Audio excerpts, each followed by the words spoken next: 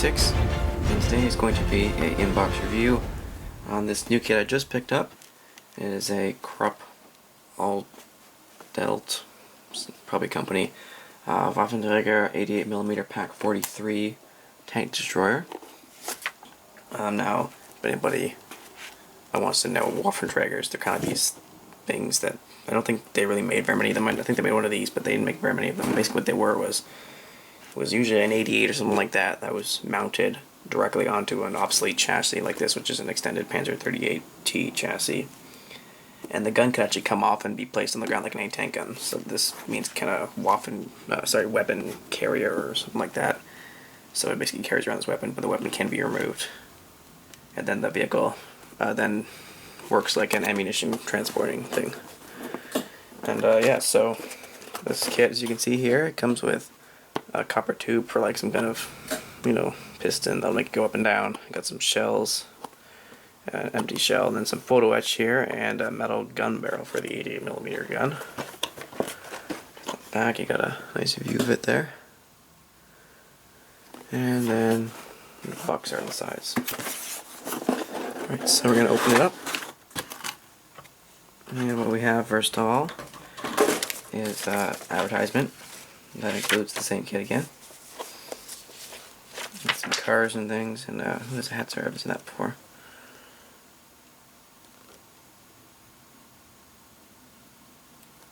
It's like a late war simplified version of it. That's cool. Never seen that before. Alright, so first off we have the painting and marking guide, which Trumpeter always has these really nice painting and marking guides, but there's no information. Even if it was like a real vehicle and like an actual unit, it still wouldn't say like, unidentified unit 1943 Eastern Front like it always does say. Yeah, then we got the instruction manual here. It's usual Trumpeter instruction manual, so it doesn't fold open like this dragon one in the background here. It kind of it's like a book almost. And it's not that complicated. It's only a couple things going on at once. It's not like the dragon kit down here. As you can see, everything is flying out of magical places and going on the kit all in the same spot. Also, it has individual tracks, and it comes with, I think, a little form to help you make them, which is nice. And we got some more bits here. Looks all very good. Not very complicated, as you can see. Just a couple bits going on at once. And we got the gun barrel part here. And that's it. I think there's what's in the box, like there's over 1,017 pieces, but that's including all the tracks, which are multiple pieces each, so it's probably like 300 or 400 actual parts for the tank itself. So first of all, right here we have this looks like we got the fenders, and this is kind of like parts for the gun, the floor of the gun area, and then we got the gun shield right here. It's got a nice weld seam on it. I'll show you that in a second. And it looks quite thin, which is good because it would be sheet metal. As you can see, maybe the plastic is very thin.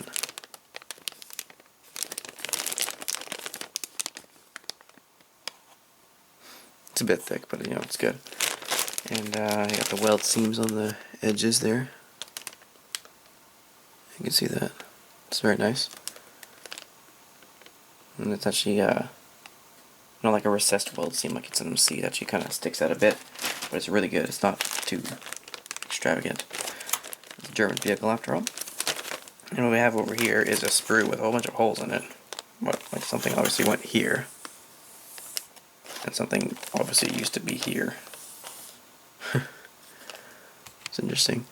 And we have bits for, I don't know what these are, probably parts of the gun, I think, like the frame of the gun, like raising and lowering mechanism and stuff like that. Doesn't look too, well, I'm going to say too detailed, but I think it's a quite simplified light war vehicle. It's not going to be like all these little rivets and things all over it. Yeah, you can see it's nicely molded. And over here we have the engine deck, which is at the front.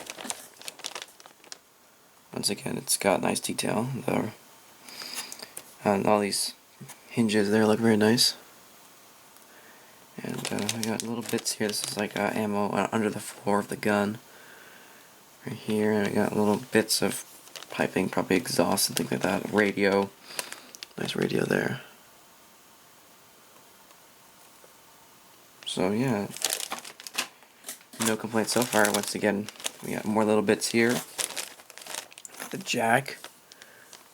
And then some more tools and things like that over here. And then this end has some grenades on a rack. That's cool. And we got the tow cables, some more tools, and some, not tools, water bottles, and the gas mask canisters. And you got two MP40s on little shelves that'll be mounted in there.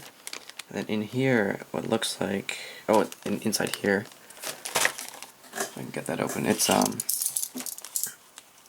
all the finely molded tools, like shovels and things like that, that are very thin.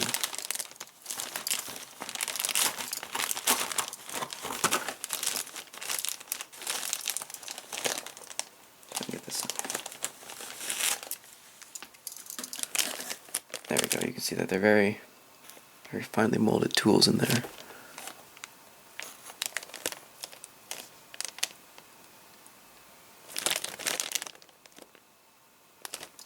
Not really focusing on that. Oh, it looks pretty good. Now over here we have rivets on a sprue. That looks fun.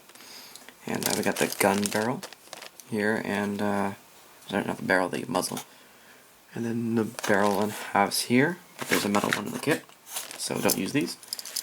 And we got some more like piston bits here for like the gun raising, lowering mechanism. And just the rest of the sprue is just a whole bunch of little tiny bits that probably hold things together. But they all have nice rivet detail, and I don't see any ejector. Okay, there are ejector pin marks on like the inside of the pistons and that, but like a back surface, no ejector pin marks, invisible ones. What do we have? We got some ammo crates and travel log. And wheels. Let's see, these are pretty good.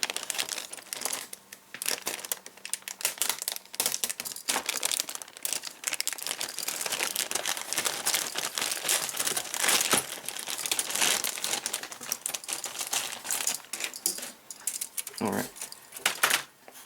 So we have the drive sprocket and the main road wheels and the return rollers and the suspension. It all looks very well detailed. Zoom in. I think that on these ones though, the way they're attached, you see it's kind of like the same. It's kind of flush against the top, so you might have a bit of trouble setting that down because it's the same surface, like same height there. See here, it's the plug is reset, like it's lower than the surface of this. Yep. And then we got more bits and things like that. You know, this is all the suspension parts. But it all looks, once again, nice and detailed. No flash, as far as I can see. See the wheel. The wheel has a very faint seam on it, but it's very, very faint. Let's see if I can get you to see that.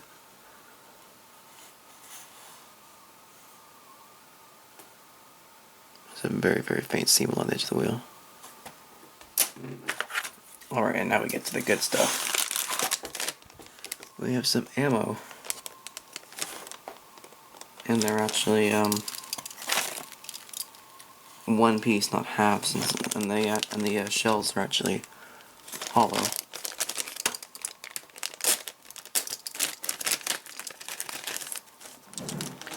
These are normal 88mm shells, so they can probably put these in like a Tiger or something like that. I don't know.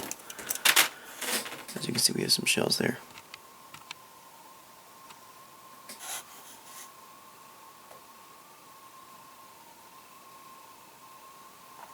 Very nicely molded. We got these like little details up here, and then the empty ones over here.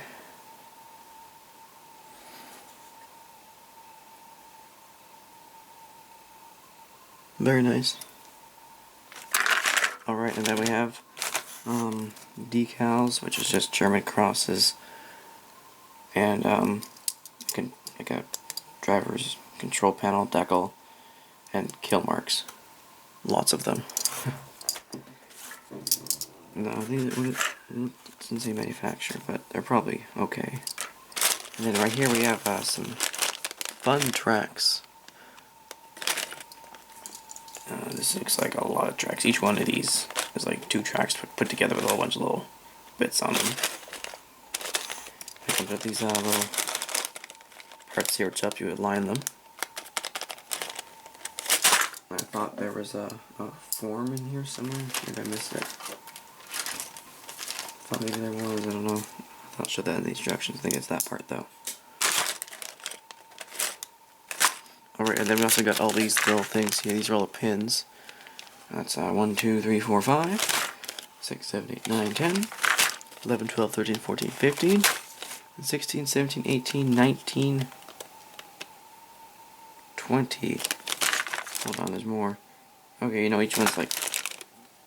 Okay, no, that's it's 22 of these sprues of microscopic piece. Like, that little thing there at the end is the piece. Those tiny little pins. We got 22 sprues of those for the tracks.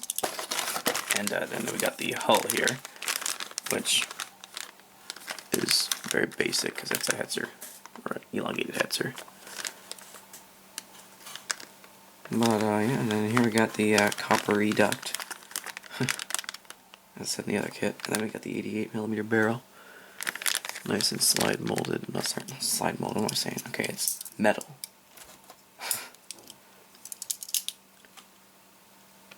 Slide molded is your one-piece plastic. I think that's it, actually. So I actually think there's probably only maybe 300 parts for the actual tank, and the rest of the 700 is all the tracks, because there's like a million of those little tiny pin parts.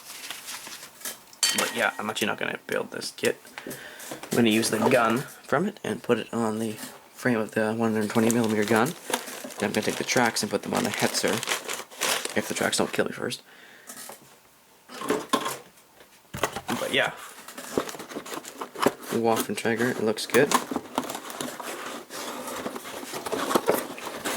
I'm actually building a Waffenträger now.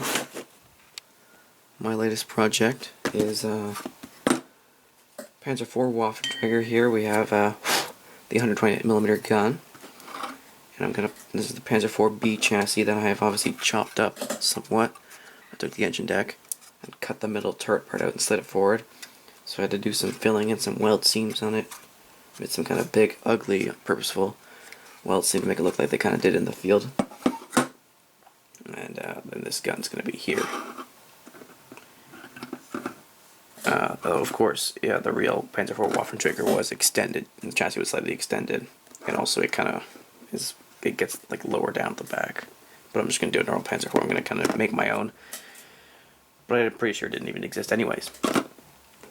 But yeah, this is going to be fun. So I'm going to have the gun from this on the 128, the 128's gun on the Panzer IV, the Panzer IV's turret on the Panzer I, and yeah, and the tracks from this on the Hetzer. So, thanks for watching the review and kind of just really short channel update at the end.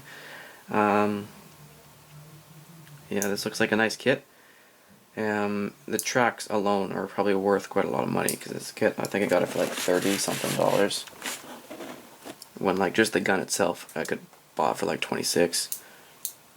So I get a hull and really awesome tracks as well. So yeah. Well, thanks for watching, guys. Bye.